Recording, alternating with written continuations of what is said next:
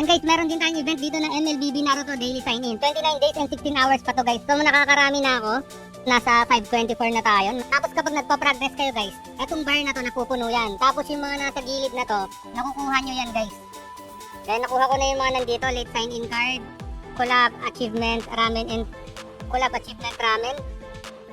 MLBB Naruto Battle Emote yung susunod guys na choice pack.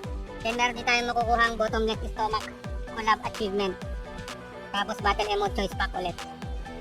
Hanggang makakuha tayo ng collab achievement, King of Gluttony. Ayan.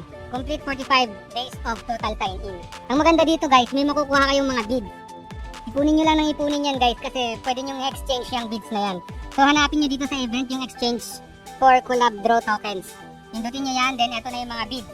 So kapag marami na kayo naipon, pwede nyo i-exchange ng voucher of flame or scroll of flame. Pwede nyo rin siyang exchange ng Hidden Leaf Village. 3 days na lang to guys. Pindutin nyo lang yung exchange guys kapag nakapili na kayo mga loot. Etong bead shop na to, meron pa tayong 29 days and 16 hours pa to guys. Use beads to exchange for MLBB Naruto Collab Draw tokens. Yung tokens na sinasabi guys, ito yung voucher of flame at scroll of flame na pwede nyong gamitin mag-draw dito guys. Guys, etong scroll of flame, tapos dito sa baba, etong voucher of flame. So ano bang hinihintay nyo guys? Huwag nyo kalimutan mag-daily sign in dito guys para makaipon kayo ng mga beads.